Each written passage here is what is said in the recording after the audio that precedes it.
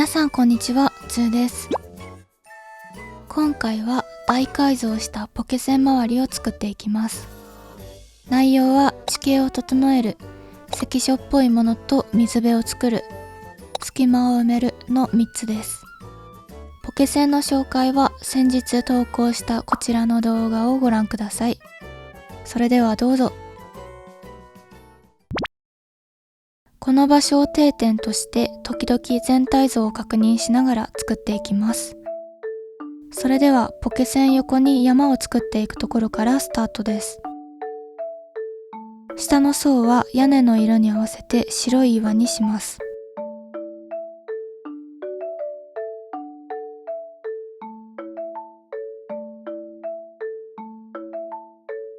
ポケセンの前にはちょっとした水辺を作ります。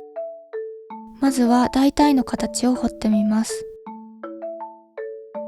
イメージは山からの湧き水が溜まっていく人工池です。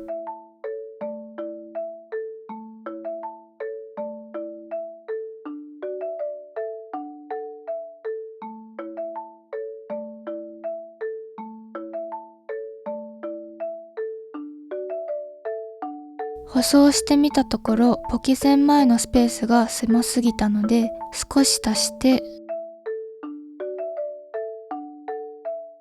範囲を広げました。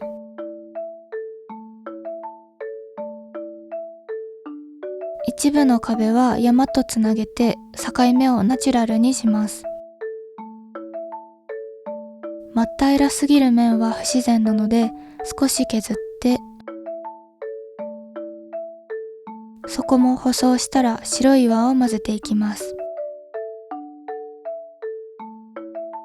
桟橋は足をブラブラしながら腰掛けるロマンを込めて作ります。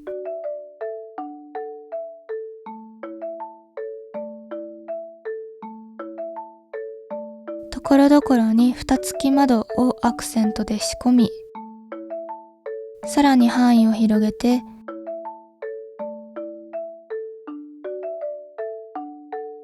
水没する階段を設置。追加で大きな石、苔土を混ぜてジメジメさせます。ここで水を投入。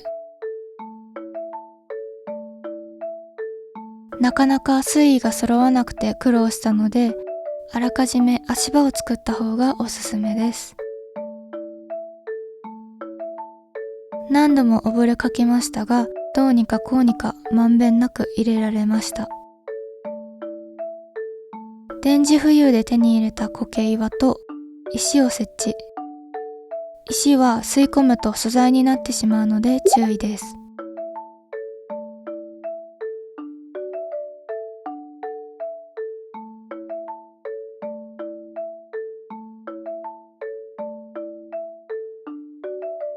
だいたい形になってきたので、ひとまずここで山作りに戻ります。山作りは地味なので、ほとんど裏作業でやっておきました。定期的に写真を撮っていたので、それをダイジェストでお送りします。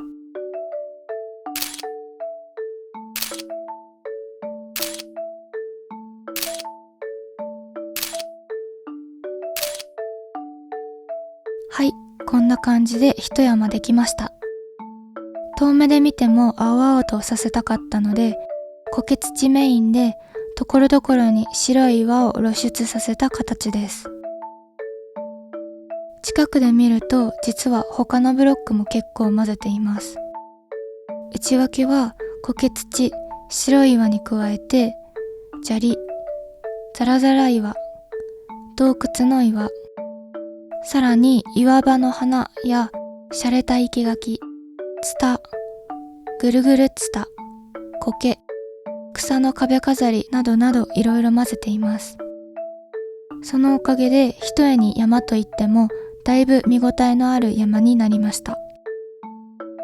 水辺は作っている最中に溺れまくってグダグダだったので、仕上がりだけお見せします。流木を浮かせて足場を作ったり、キノコの街灯を頭だけ出してほんのり光らせたりしました。左側には木のテーブルと桟橋を組み合わせてゆるい木の階段を設置。ここは後々山道への入り口になります。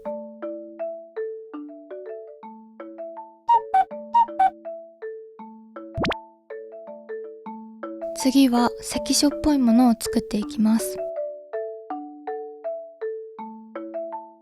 アーチの橋を使ってトンネルを作ったら、平地を隔てる壁を2つの山の間に渡します。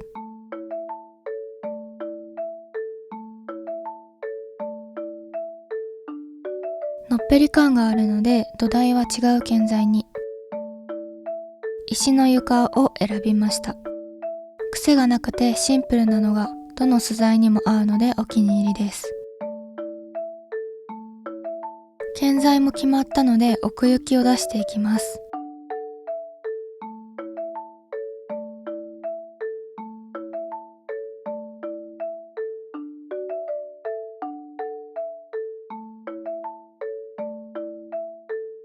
トンネルの上は一段出っ張らせて、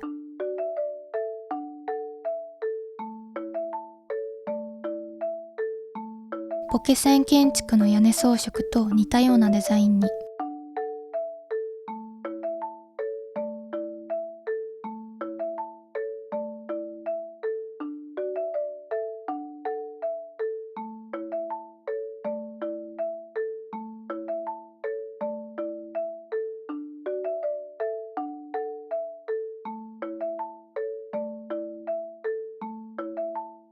壁にも凹凸をつけたところで上の装飾とズレがあったので修正。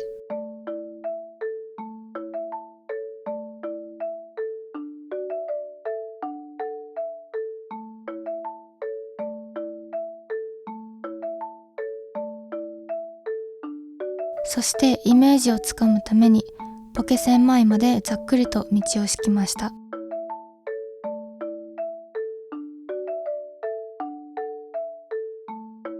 ちょっとぐねぐね蛇行した感じにしてます。次は風力発電キットを設置します。三角の木をキットの代わりに配置して遠くからバランスを確認。良さそうなのでポケモンにお願いします。ちなみにこういったシンボルになるものは偶数より奇数の方がバランスが取りやすくおすすめです。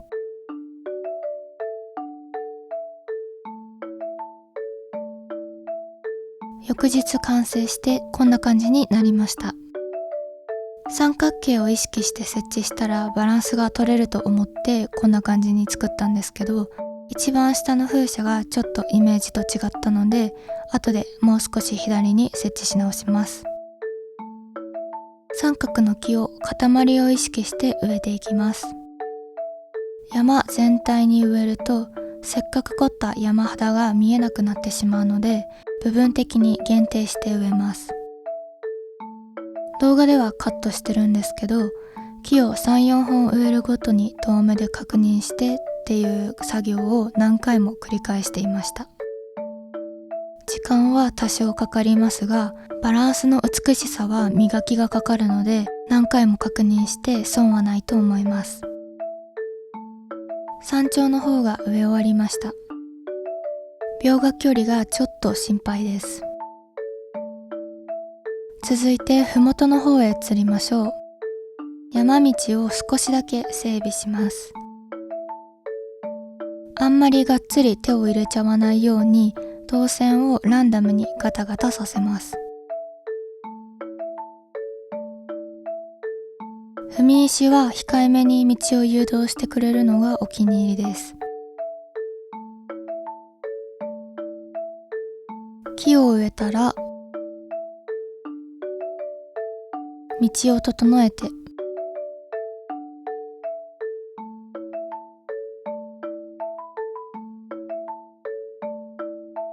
草や花を足していきます。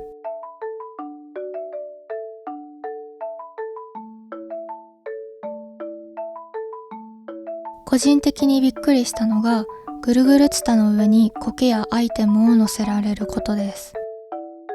上に判定がないようなので、家具や草木とも組み合わせできるのが嬉しいポイントだなと思いました。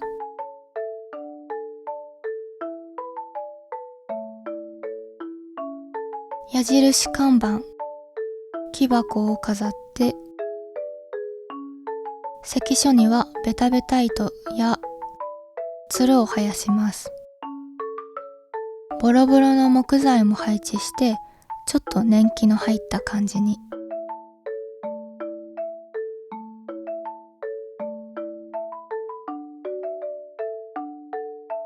関所の左側にあった小さな山は生かす方向で、少し砂利を盛ったり、苔土に入れ替えたりしました。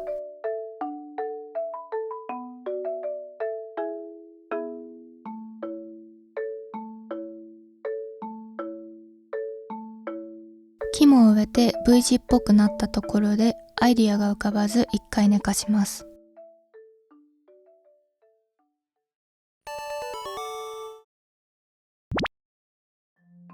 次は水路を作っていきましょう。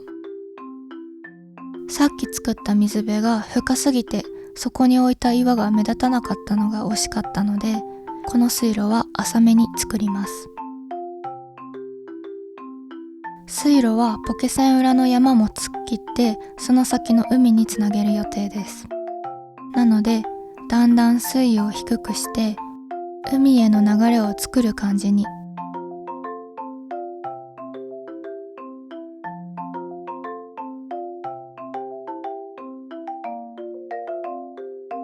水路の上には橋を作ります。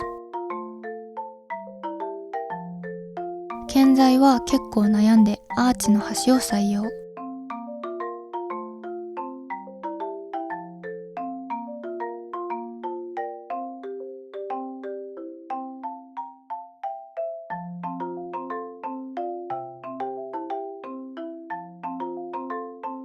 ポケセン建築に使っているメタルな柵も取り入れて統一感を持たせました。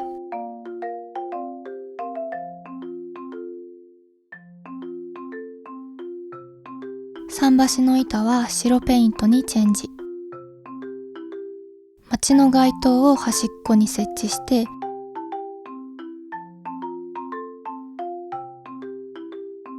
ミニサイズだけど存在感のある橋になりました。水路を伸ばす方向が決まったので延長していきます。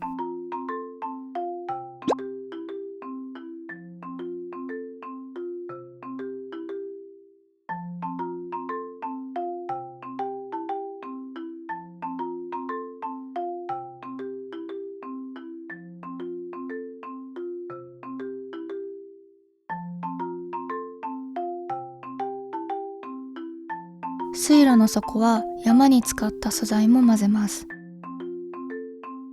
これによって舗装が剥がれたり砂利が積もったりと風化している雰囲気が出せます。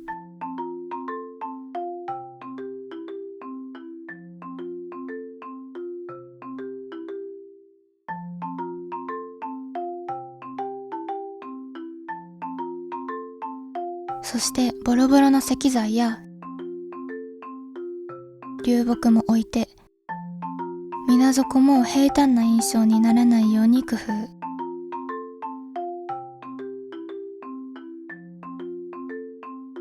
緑も忘れずに生やします。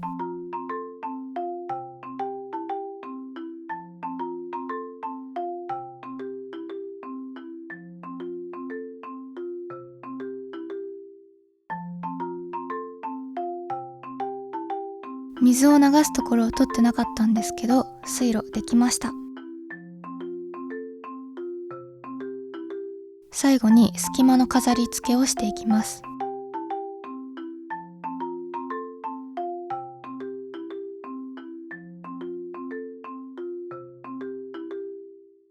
まずは木陰にピクニックスペースを作りました。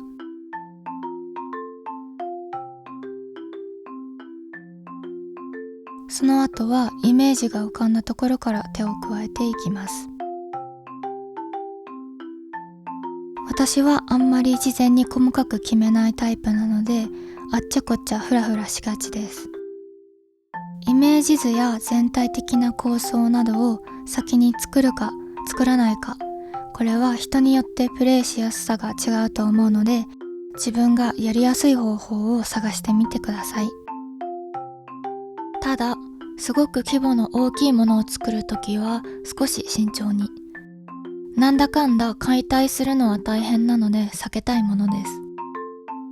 なので最終的にこうしたいというイメージ図やテーマ、色味、街のストーリーなどをざっくりでいいので先に決めておくとバラシになる確率は減ると思います。木を切った時の切り株も可愛いので活かしてみます。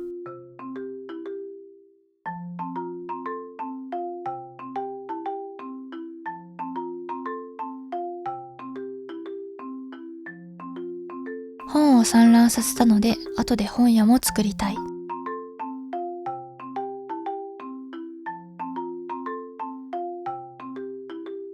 水路沿いはピットに見立てた丸太の椅子を置きます。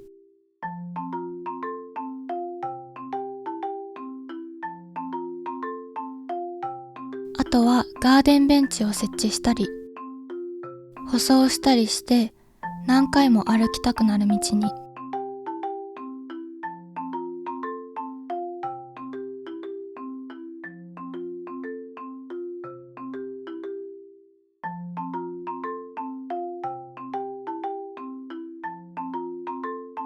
花壇の縁代わりに平らな石屋根を使ってみました。絶妙な段差がいい感じ。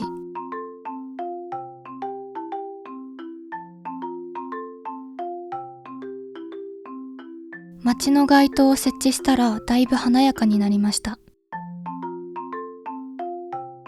ポケセン前は人通りというかポケモン通りが多いので落ちないように石の柵も設置。そしてどんどん家具を飾り付けしていきます。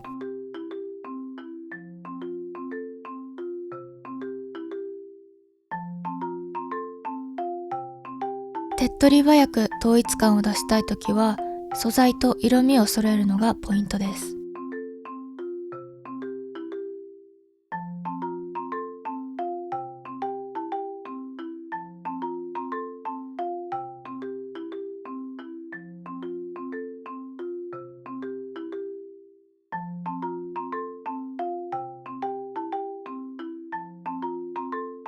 木の家具を中心にぬくもりのある感じにしました。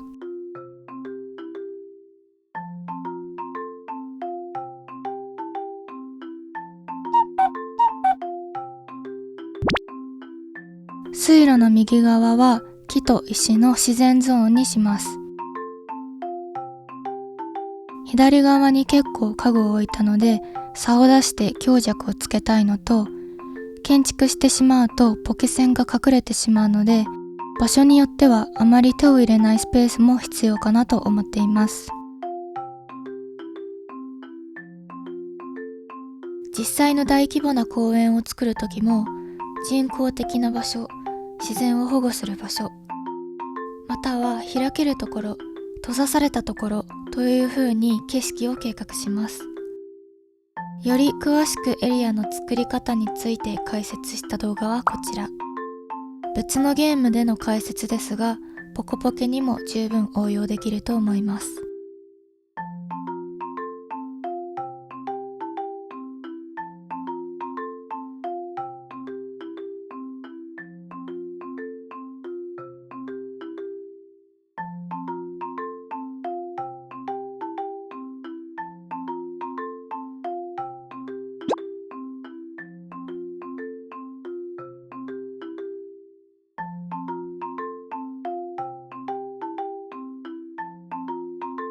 今置いているのは緑の若草です。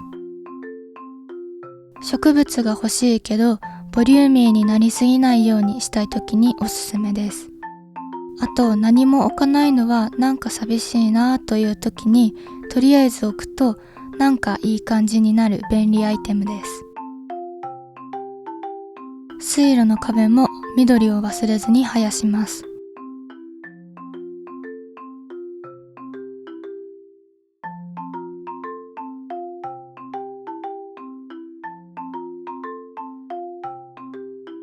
いよいよ最後、ポケセン前のスペースを飾っていきます。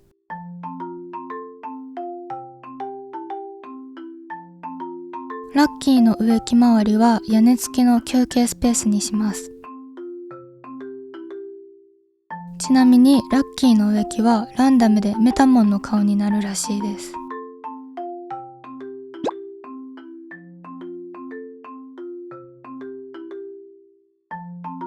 ここは一部傷んでいる感じに。桟橋の上に植物を生やしてパーゴラっぽくしても可愛いと思います。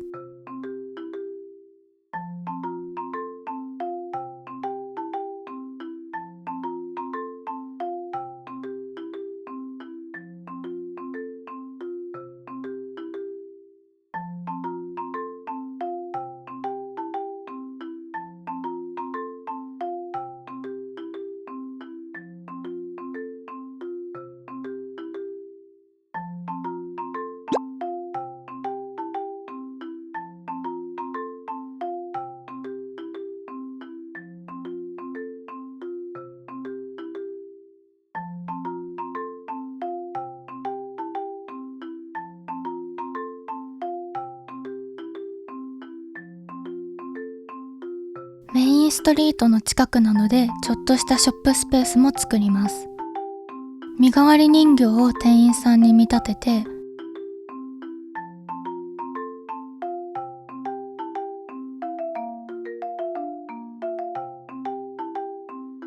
商品棚は食器棚、ナチュラルなチェストを組み合わせました。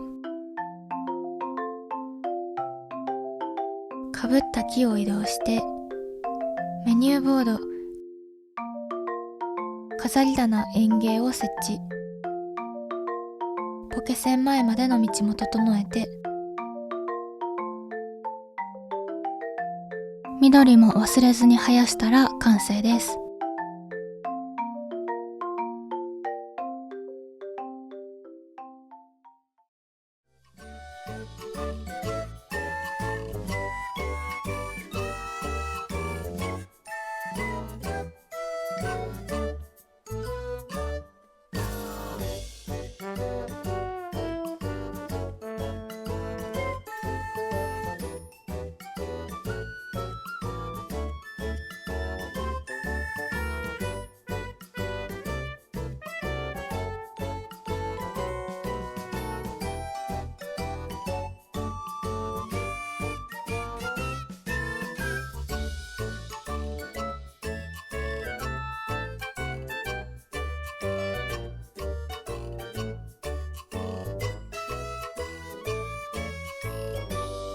録画が6時間超えだったのでボリュームが心配だったんですけど、皆さん楽しんでいただけたでしょうか。